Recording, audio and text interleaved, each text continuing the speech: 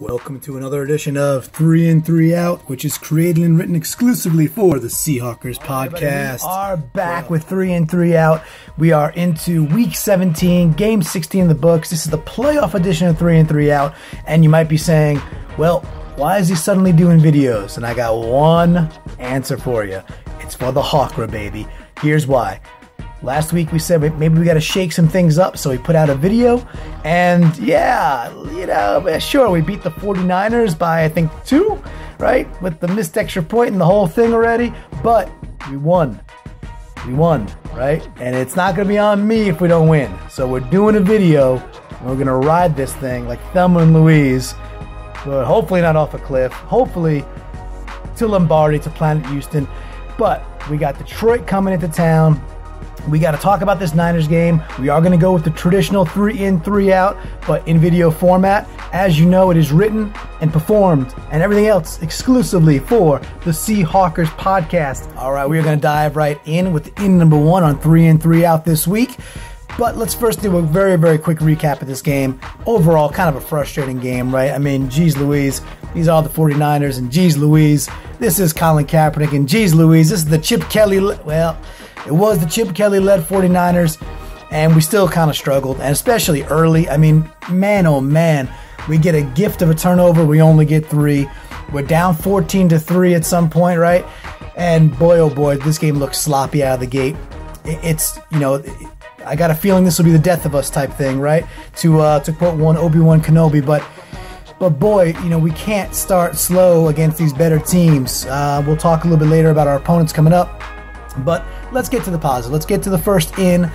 Quickly, the first in for me was, we talked last week about, hey, with Tyler Lockett going out, that we need a couple of people to step up, and specifically, we need to see the ball get to Baldwin and Graham more.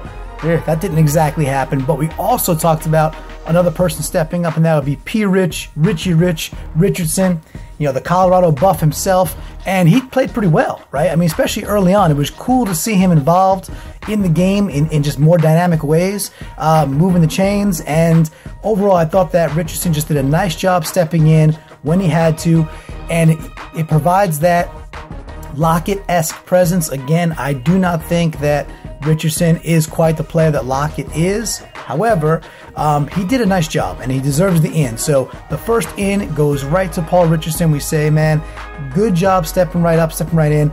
Here's the deal. This is the playoffs, right? If you watch sports, if you watch baseball, you watch hockey, it's never, it's typically not like Mario Lemieux who scores the game winner in game 7, right? It's some fourth line guy that mucks and mucks and mucks that gets some overtime winner. Same type of stuff happens in football, right? We've seen Jermaine Kearse be a hero over and over and over again. So, why not Richardson? Why can't Richardson be a hero this time out? So I'm looking for P. Rich to be, something special in this first playoff game, and hopefully for a nice playoff run. So, hey, Richardson, good on you. That is in number 1, goes your way. Good job. Oh, did you notice that too? Yeah, right there. Yeah, that's my my brand new Russell Wilson calendar for 2017. It's pretty amazing. Anywho, so we got to get into an out, and this one was like the most egregious to me. So let's just get to it, get it out of the way, get done with it. And the cool part is there's like a brand new bow on top of this one. So let's chat about it real quick. So my first out, I wrote this down as soon as I saw it, and then I saw it again, and then when I saw it again, saw it for like a 4th time, I just never liked it, right? And this was the idea of Richard Sherman playing the role of Brian Walters to go back there and fair catch punts.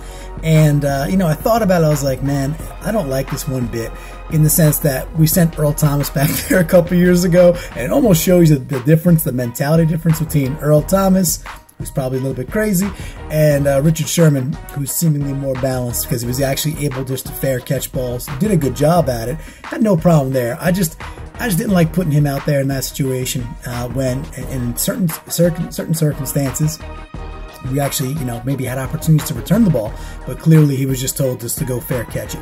Now, we went and got Devin Hester. That should be awesome. I'm fired up about that. Could be a catalyst for, the first playoff game versus Detroit, as Detroit Rock City comes into our town. And we'll see how that goes. But I was just a bit off about that. I didn't particularly care for it. I did think on it a couple of days later, and I was like, you know what? With all that happened this year, with all the Sherman blowing up on the sideline and Sherman yelling at Bevel and Sherman telling people that it's a privilege to be at his press conferences, with all of that, when Coach Carroll needed somebody to go to that he could just trust, he did go to Sherman. So, you know, the silver lining there was you put Sherman back there, the guy did a good job, and if you cut to the cameras on the sidelines that took us in and out of commercials after Sherman was fair catching balls, he was sitting there on the sidelines smiling and, you know, kind of BSing, which is a lot better than screaming at one of our coaches. So, you know, that was the silver lining there. But that's the first out. Just didn't want to see Sherman in the Brian Walters situation of just fair catching punts, and we'll move on. Let's get back to it now. Let's get back to something that was really kind of cool. Let's get there right now. All right, so if my favorite non-plays or non-favorite plays, again, I have issues with words and combinations sometimes, people, but if my non-favorite was watching Sherman go back there and just the fair catch punts, my favorite was watching Justin Britt just go bananas on that play where Russell Wilson pulled his best Dave Craig impersonation and kind of fumble Rooney the ball. It was a forward pass and the whistles were blowing, but maybe Britt just had selective hearing. He went on to like kind of shove one dude, and then another 49er picked it up, and the refs are kind of in the middle already, but he doesn't even care. He just goes right in, bowls over the guy and tackles him too, and then gets up like, what was it, right? That was just awesome. It was just really cool to see. I like that tenacity. I like that nastiness. I like that play till the whistle blows, play until you think you heard a whistle type mentality. And if you haven't seen it, go on to Twitter.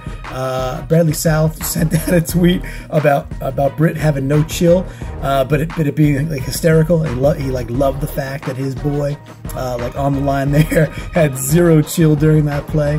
I'll put it in the actual blog post itself. I'll embed it there. So just scroll down or scroll up. I'm not sure where you are on this page right now. Okay, one thing that I just wrote down, circled again. Started, I was just not happy about it whatsoever, and you know, closing my eyes because I got to think about this thing because I didn't like it then, and I don't even like talking about it now. But you know what? When you dedicate yourself to something at like 3 in 3 out, then you go do it, right? All right, so this one's on the outside. We're down 14-3. We're driving the ball, best drive of the game. We're mixing it up. Russell's starting to get into a groove. We get into the red zone, maybe about the 18-yard line or so. I'm just checking the notes here.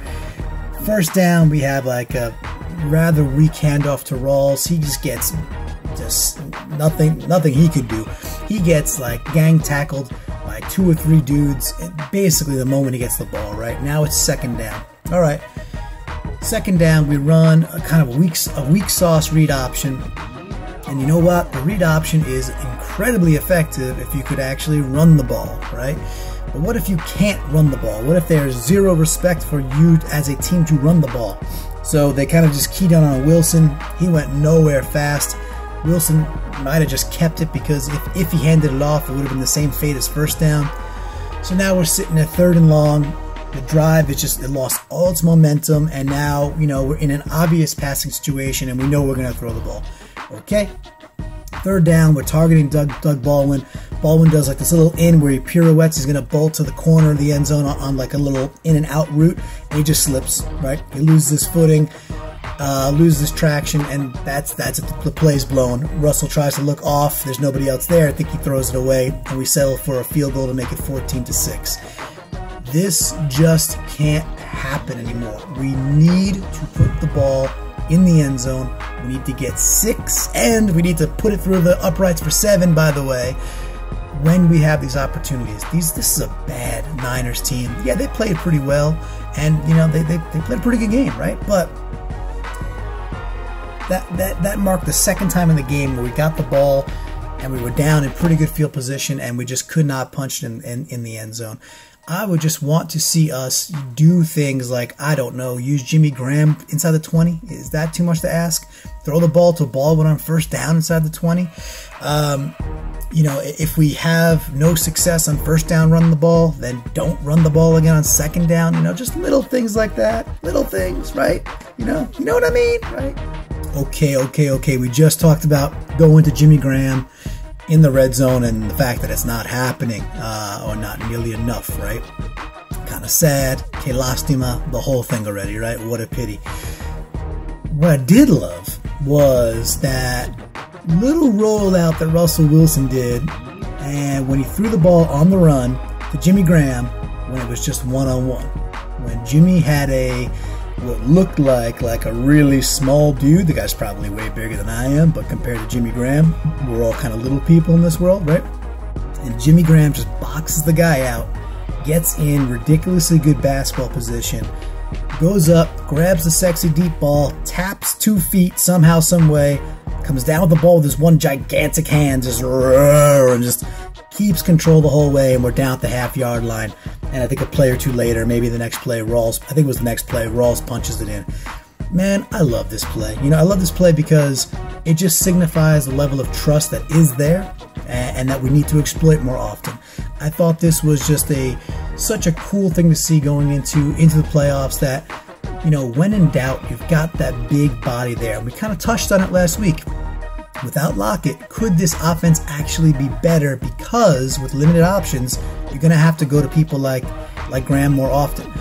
In that scenario, it just worked out real nicely. I love the try by Russell. Obviously, the positioning and everything else that Jimmy Graham did to execute there was just right on the money, exceptional. But I just liked it. I thought it deserved a name. I thought it deserved to be highlighted because, it was a really interesting play. And maybe it's just that catalyst when they go back and look at the film, and when they're watching this, preparing for Detroit, it's just that extra bit that Russ could be like, man, I could throw this ball up to Jimmy really any time. And oh, by the way, you can still throw the ball at Jimmy when you're inside the red zone. Just a little pro tip. All right, we're marching on to the last out, and then we're going to talk a little bit about Detroit Rock City coming into our city, coming into Seattle for the first playoff game. Well, this is it. This is our final out of the 3-and-3 out season of the 2016 Seattle Seahawks season, which has been really cool. Which we know, again, is written exclusively for the Seahawkers podcast, right, people? But we know this already, right? So there's one more out. It is probably never going to happen again. That'll have Richard Sherman on the bad side, the outside of the ledger twice. The first time is just him returning punts. I didn't like the idea. So I'm not going to pin that on Sherman. And again, he did an okay job. He just caught fair catches, but he caught them all. This one was, we were down 14-6. We had, this was after we had that drive stall we were talking about earlier. And we got the Niners into a 3rd and long situation. And I'm giggling a little bit because we got them into a 3rd and long. And Niners ran a nice play, and it was another crossing route. They ran those all day, right? The crossing routes where bodies are being picked all day long, and they ran them pretty well. In this play, Sherman saw the pick coming, and instead of running around it or running through it or anything else, he he just did a little jump for your love, right? He would just he just jumped into the air, and he did almost like a little Fillsbury flop where he went up in the air. He kind of got clipped midair. It was totally his own fault, and he landed square on his back and his own butt. And he was completely out of the play, probably hurt himself, and the Niners converted the third down. That's it, flock. That wraps up the regular season. 16 games are in the books. It's amazing. Hey, I hope you're on the Seahawkers podcast, 3i30/3i30, to check out the blog right now because there's more on there. So if you're seeing this on YouTube, get there because it's got some embedded tweets. It's got the From the Flock. It's got the 1, 2, 3, What's Next? With a little shout out to my man, Rocky Balboa.